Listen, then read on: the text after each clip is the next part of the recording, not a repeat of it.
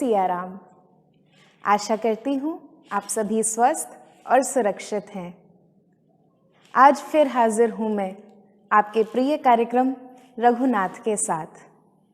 जो दर्शक हमारे साथ आज पहली बार जुड़ रहे हैं उन्हें मैं बताना चाहूँगी कि रघुनाथ एक अद्भुत कार्यक्रम है जहाँ हम श्री राम के जीवन चरित्र के कुछ प्रसंगों पर चर्चा कर रहे हैं। राम कथा में उठाए गए कुछ विषयों को जानने और समझने का प्रयास कर रहे हैं और साथ ही उनसे संबंधित कुछ प्रस्तुतियां भी देखेंगे। आज की परिचर्चा में जो विषय मैंने चुना है वो बहुत अलग है। उस पर यूं तो कई सारी परिचर्चाएं होती ही रहती हैं, किंतु रामायण के परिप्रेक्ष्य में इस पर कुछ अधिक ध्यान नहीं दिया जाता। तो चलिए बिना किसी विलंब आरंभ करते हैं हमारे इस कार्यक्रम को और शुरुआत करते हैं आज की परिचर्चा से।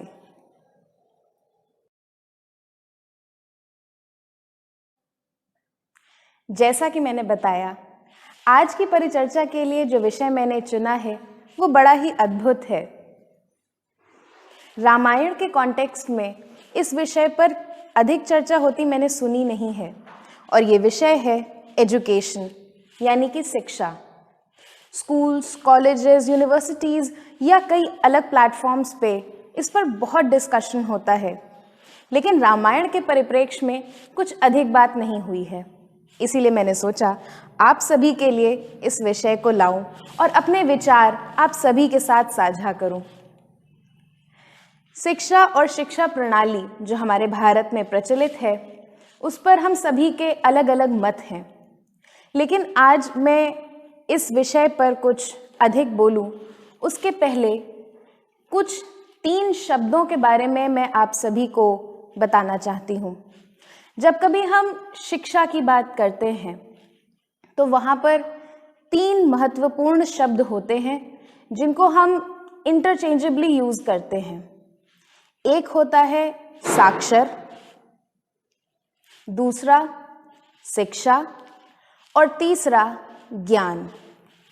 जी, साक्षर होना, शिक्षित होना और ज्ञानी होना, क्या ये तीनों एक ही बातें हैं या इन तीनों में कुछ अंतर भी है तो साक्षर, जैसा कि आप शब्द से समझ गए होंगे कि अक्षर ज्ञान होना।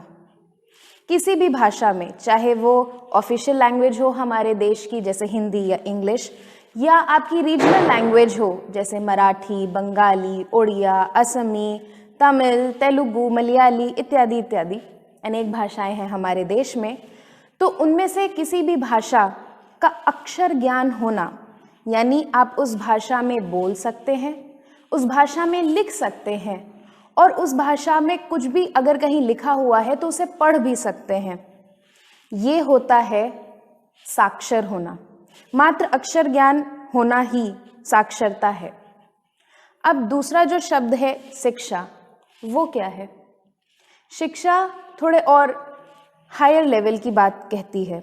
शिक्षा का अर्थ ये है कि किसी एक डिसिप्लिन में या किसी एक फील्ड में, या एक से ज़्यादा भी हो सकती हैं, वो व्यक्ति विशेष पे डिपेंड करता है, उस विषय पे जानकारी हासिल करना। जैसे जब आप ग्रेजुएशन या पोस्ट ग्रेजुएशन करते हैं तब आप शिक्षित कहलाते हैं। इसीलिए जॉब्स में या इंटरव्यूज़ में जब बुलाया जाता है तो वहाँ पर जो बार लगाया जाता है वो ग्रेजुएशन या पोस्ट ग्रेजुएशन का होता है कि आपको शिक्षित होना अनिवार्य है।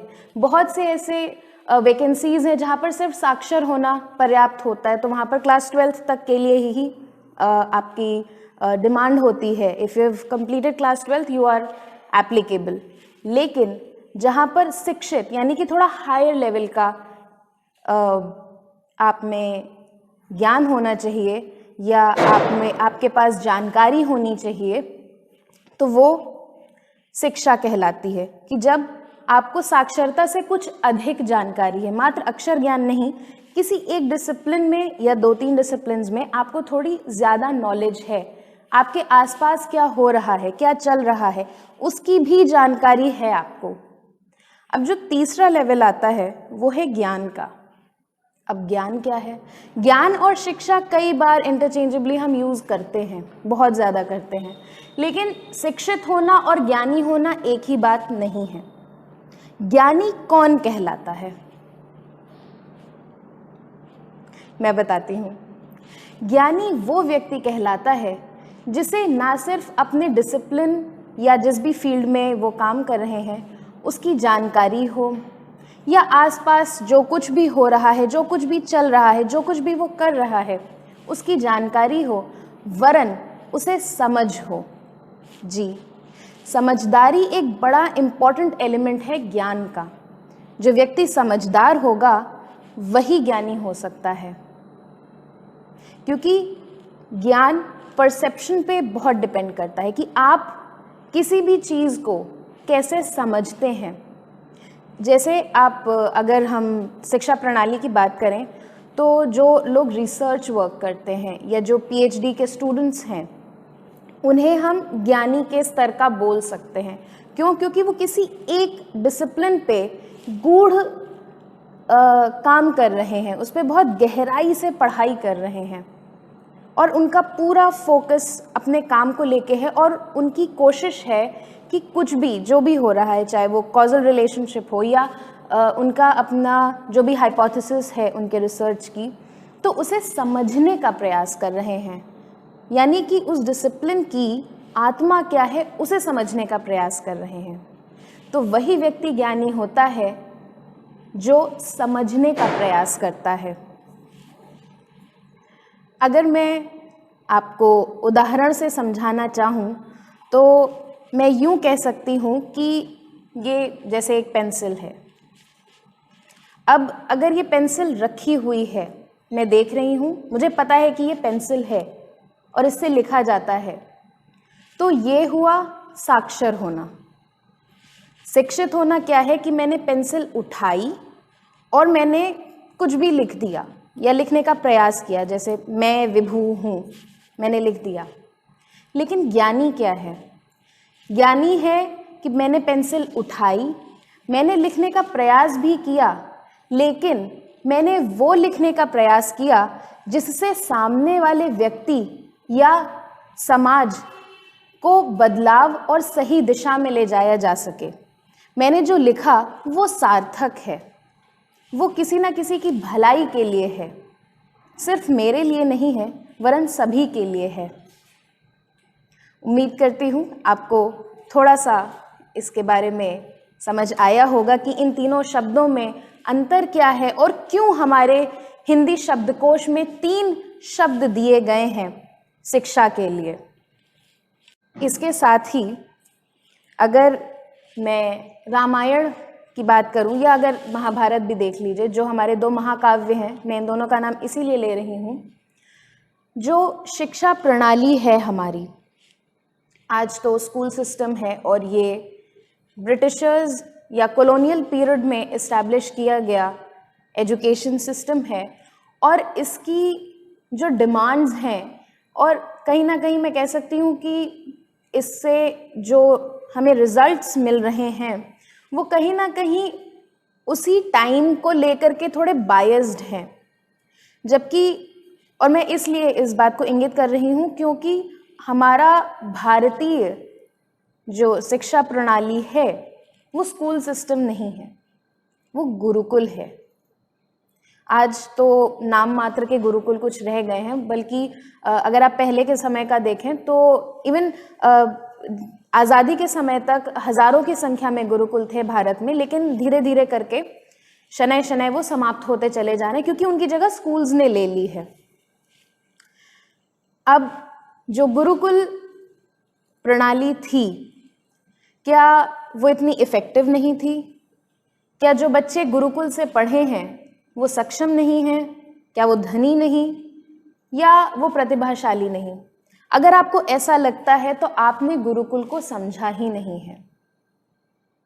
गुरुकुल सिर्फ एक ऐसी जगह जहां बच्चों को लाके बिठाया जाए कि वो पढ़ें और जानकारियां हासिल करें और घर चले जाएं, ऐसा बिल्कुल नहीं है। गुरुकुल आपको जीवन जीने की कला देता है कि कैसे हमें अलग अलग परिस्थितियों में जीवन यापन करने योग्य बनना है। वो आपको हर प्रकार से समर्थ बनाता है। जो आज का होलिस्टिक डेवलपमेंट का कॉन्सेप्ट हम बहुत ज़ोरों शोरों से हर प्लेटफॉर्म पे डिस्कस करते हैं और उससे प्रोपोगेट करते हैं, ये हमारे भारत में बहुत पहले से ही रहा है, जिसे शायद समझने में हमें देरी लगी है, इसलिए आज हम होलिस्टिक डेवलपमेंट को इतना फोकस में ला रहे हैं। जबकि गुरुकुल परंपरा में हमेशा से ये रहा है कि सिर्फ कुछ ग्रंथ पढ़ लेना पर्याप्त नहीं है, कुछ जानकारियां हासिल कर लेना पर्याप्त नहीं है, बल्कि जीवन जीने की कला, लाइफ स्किल्स आपके अंदर होनी चाहिए। गुरुकुल के बच्चे चाहे लकड़ियां बीनना हो, चाहे खाना बनाना हो, चाहे अपने शयन का प्रबंध करना हो, जो भी करना हो, उन्हें सब आता है, सब कुछ। जबकि आज जो हमारी शिक्षा प्रणाली है उसमें फोकस सिर्फ ये रहता है कि करियर ओरिएंटेड है हमारी पढ़ाई, कि इस फील्ड में अगर हमें करियर बनाना है तो बस ये पढ़ लिया, फिर ये पढ़ लिया, फिर ये कोर्स कंप्लीट कर लिया, ये डिप्लोमा, ये सर्टिफिकेट, नौकरी लग गई, या अपना बिजनेस अगर है तो वो स्टार्टअप है तो कर लिया और बस पैसा कमाने में लग गए। काफ़ी मैकेनिकल है ये, जबकि जिंदगी सिर्फ इससे नहीं चलती है। हाँ, धनार्जन आवश्यक है क्योंकि ये आपकी सर्वाइवल नीड है। मैं बिल्कुल नहीं कह रही हूँ कि पैसा नहीं कमाना है, बिल्कुल कमाना है। क्यों नहीं कमाना है? कमाना ही पड़ेगा, क्योंकि ये हमारी बेसिक नीड्स में आ जाता है। हमारी बेसिक नीड्स पूरी करने में ये हमारी मदद करता है, इसलिए पैसा तो कमाना है। शेर भी शिकार करता है जब उसे भूख लगती है, तो basically we are all animals only. तो हम पैसा तो कमाएंगे, लेकिन क्या सिर्फ पैसा ही कमाना है? नहीं, उसके साथ और भी बहुत कुछ है जो हमें सीखने की ज़रूरत है, जिसे जीवन जीने की कला कहते हैं। हमें सब कुछ आना चाहिए थोड़ा थोड़ा, क्योंकि आपको नहीं पता कि जीवन में किस प्रतिभा या किस कला की आपको आवश्यकता पड़ेगी। और जीवन से बड़ा तो कोई परीक्षक होता ही नहीं है। इस बात से तो आप भी सहमत होंगे कि जीवन जब परीक्षा लेने पे आता है तो वो भी करवाता है जो आपने कभी सपने में भी ना सोचा हो कि आप करेंगे। तो इसीलिए हमारी जो गुरुकुल परंपरा रही है वो क्यों आवश्यक है, ये आप तभी समझ पाएंगे जब आप कभी किसी गुरु के सानिध्य में रहे हों। मेरा ऐसा सौभाग्य रहा कि मैं गुरु शिष्य परंपरा में पढ़ी, सीखी और बड़ी हुई। इसलिए जो विनम्रता, जो ज्ञान, जो अलग अलग कलाएं मुझे सीखने को मिली, वो शायद ये टीचर स्टूडेंट के रिलेशनशिप में मिलना मुश्किल होता है। हमको ये तो याद रहता है कि गुरुओं ने हमें कितना डांटा, लेकिन सोने को कुंदन बनने के लिए तपाना तो पड़ता ही है। तो वो जो डांट या मार होती है, उसके पीछे का जो प्रेम होता है, उसे भी समझने की ज़रूरत है। गुरुकुल परंपरा में आपके गुरु मात्र टीचर या सिर्फ प्रोफेसर की तरह एक प्रोफेशनल रिलेशनशिप नहीं होता है। वहाँ पे वो बड़ा ही इमोशनल बॉन्ड होता है एक गुरु और शिष्य का, जहाँ गुरु अपने बच्चे की तरह शिष्य को मानते हैं और शिष्य अपने माता पिता की ही तरह अपने गुरु की बात मानते हैं, उनका सम्मान करते हैं, उनका आदर करते हैं। प्रातः काल उठ के रघुनाथा, मात पिता गुरु नावहि माथा, ये हमारी संस्कृति है और यही भारतीय पालन पोषण का आधार है कि माता पिता और गुरु, इन तीनों को सदैव और प्रतिदिन नमन करना चाहिए, प्रणाम करना चाहिए और धन्यवाद देना चाहिए ईश्वर को कि हमें इनका सानिध्य प्राप्त हुआ है।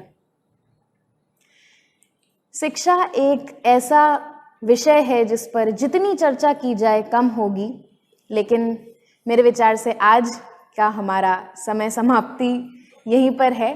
तो आज की परिचर्चा में मैं जितना आप सभी से कह पाई, जितना मेरे पास समय था, मैंने कहने का प्रयास किया है, लेकिन ये चर्चा जारी रहेगी। अगले एपिसोड में भी शिक्षा के कुछ अन्य आयामों पर हम परिचर्चा करेंगे, उन्हें समझेंगे और क्या कुछ परिवर्तन करने की आवश्यकता है इस पर भी अगर आपके कुछ ओपिनियंस हैं, आपके कुछ व्यूज़ हैं तो कमेंट सेक्शन में ज़रूर लिखिएगा। साथ ही जैसा मैंने आप सभी को बताया कि रामायण के परिप्रेक्ष्य में शिक्षा का महत्व और शिक्षा सिर्फ सीखना नहीं है, बल्कि जो आपने सीखा है उसका एप्लीकेशन भी है। तो उस एक बिंदु पर हम अगले एपिसोड में ज़रूर चर्चा करेंगे और दो महत्वपूर्ण एपिसोड्स में अगर कहूँ जो राम कथा के हैं, एक है ताड़का वध और एक है अहिल्या उद्धार। इन दोनों में क्या अंतर है और शिक्षा के परिप्रेक्ष्य में इन दोनों से हम क्या सीख सकते हैं, ये परिचर्चा होगी अगले एपिसोड में। तो चलिए, समय हो चला है हमारे अगले सेगमेंट आज के प्रसंग का।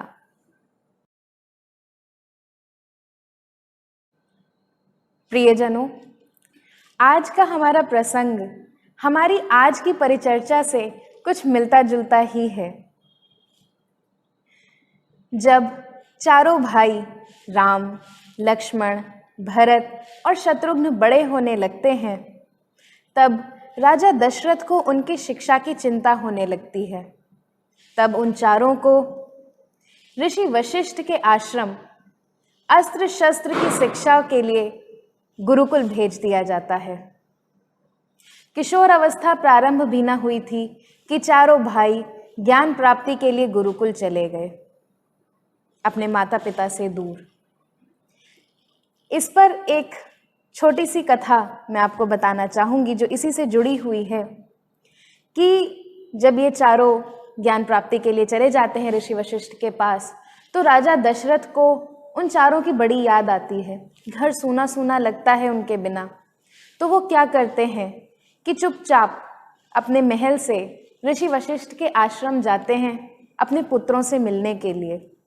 लेकिन गुरुकुल वो कोई राजा बनकर नहीं जाते हैं, बल्कि गुरुकुल से कुछ दूरी पर अपने रथ को रोक देते हैं, अपना श्रृंगार और जो कुछ उनका भव्य अलंकरण था उसे उतार कर रथ पे रख देते हैं और एक साधारण मनुष्य की भांति गुरुकुल में प्रवेश करके सीधे ऋषि वशिष्ठ के पास जाते हैं उनसे आज्ञा लेने के लिए कि क्या मैं अपने पुत्रों से मिल सकता हूँ। ऋषि वशिष्ठ उन्हें मिलने की आज्ञा तो नहीं देते, पर हाँ, उन्हें इतना कह देते हैं कि आप दूर से अपने पुत्रों को देख सकते हैं, वो चारों कुशल मंगल हैं। राजन अपने पुत्रों को देखकर संतुष्ट होकर वापस आ जाते हैं। ये है गुरुकुल की मर्यादा और परंपरा कि गुरु की आज्ञा के बिना माता पिता भी अपने बच्चों से भेंट नहीं कर पाते हैं।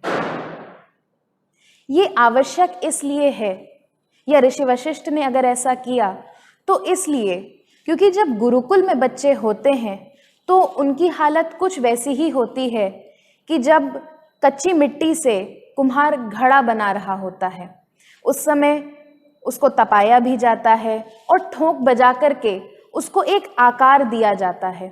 अगर उस बीच में आप कुम्हार के साथ या उसकी प्रक्रिया में हस्तक्षेप कर देंगे तो शायद वो घड़ा उतना परिपक्व या उतना अच्छा नहीं बनेगा। इसीलिए ऋषि वशिष्ठ राजन से कहते हैं कि आप दूर से अपने पुत्रों को देखकर महल वापस लौट जाइए। जब समय होगा तो चारों राजकुमार सक्षम और सशक्त होकर आपके पास वापस आएंगे। आजकल तो दुलार का कुछ यूं हिसाब है कि पेरेंट्स सीसीटीवी फुटेज मांगते हैं कि हमारे बच्चों को क्या सिखाया जा रहा है। आप किसी गुरु पर नजर नहीं रख सकते, और अगर आप ऐसा करते हैं या करने की मंशा रखते हैं तो यकीन मानिए कि कहीं ना कहीं परिपक्व होने में बच्चे को समय लगेगा या सीखने में उसके देरी जरूर आएगी। आवश्यकता है कि अभिभावक अपने गुरुओं पर या जो टीचर्स हैं, आचार्य हैं, उन पर विश्वास रखें कि ये हमारे बच्चे को सही दिशा में ले जाएंगे, ये हमारे बच्चे को वो ज्ञान और वो गूढ़ रहस्य सिखाएंगे जिससे मेरा बच्चा सक्षम, समर्थ और एक अद्भुत व्यक्तित्व के रूप में निखर करके आएगा। तो हमारा आज का प्रसंग यही है कि जब ये चारों भाई ज्ञान प्राप्त करने के लिए ऋषि वशिष्ठ के आश्रम जाते हैं तो क्या कुछ होता है। और एक बात मैं अभिभावकों से विशेष रूप से, क्योंकि उन्हीं का ये निर्णय होता है, पूछना चाहती हूँ कि अगर आप, मैंने घड़े का आपको अभी एग्जाम्पल दिया, अगर आप उस कुम्हार से छेनी हथौड़ी इस्तेमाल करने का अधिकार छीन लेंगे तो क्या आप अपने बच्चों को बौद्धिक मजबूती दे पाएंगे? क्या वो भावनात्मक मजबूती दे पाएंगे? क्योंकि बुद्धि तो पढ़ाई लिखाई से हाँ किया जा सकता है, उसे अच्छा किया जा सकता है, लेकिन जो भावनात्मक सशक्तिकरण है या इमोशनल इंटेलिजेंस की जो हम आजकल बात करते हैं, उसके लिए कोर्सेज और ये सब कुछ चलता है, वो सब कैसे आएगा आपके बच्चे में? और जब बुद्धि और भावनाएं दोनों संतुलित होंगी तभी व्यवहार संतुलित होगा। तो इन तीनों का संतुलन होना बहुत आवश्यक है। और बचपन में जो चीज़ें सिखा दी जाती हैं, जैसा अगर मैं कहूँ प्रोग्राम कर दिया जाता है, तो वो बड़े होने तक बच्चे के साथ चलता रहता है। अगर सही हुआ तो बच्चा अच्छा निकलेगा, और अगर कहीं गड़बड़ हुई तो बच्चा ठीक तो हो ही जाएगा, ऐसी कोई बात नहीं है, लेकिन उसे समय लगेगा सुधरने में। तो ये निर्णय मैं आप पर छोड़ती हूँ कि आप किस भविष्य का निर्माण करना चाह रहे हैं। प्रेम करें बच्चों से, बिल्कुल करें, लेकिन पैम्परिंग मत कीजिए, क्योंकि बच्चों का माता पिता पर जीवन भर अधिकार रहता है, लेकिन माता पिता का बच्चों पर एक समय तक अधिकार रहता है। फिर उन्हें छोड़ देना चाहिए कि किस प्रकार वो आगे बढ़ेंगे, बड़े होंगे और अपनी दिशा तय करेंगे। आशा करती हूँ हमारा आज का एपिसोड आपको अच्छा लगा होगा। भेंट होगी आप सभी से फिर अगले एपिसोड में शिक्षा के इस विषय पर और गूढ़ चर्चा करने के लिए। तब तक के लिए जय रघुनाथ। चारों भाइयों का पालन पोषण होने लगता है और धीरे धीरे वो बड़े होने लगते हैं। तब राजा दशरथ को उनकी शिक्षा की चिंता होती है। तो बस किशोर अवस्था प्रारंभ भी न हुई थी कि चारों भाई ऋषि वशिष्ठ के आश्रम शिक्षा ग्रहण करने चले गए। गुरु गृह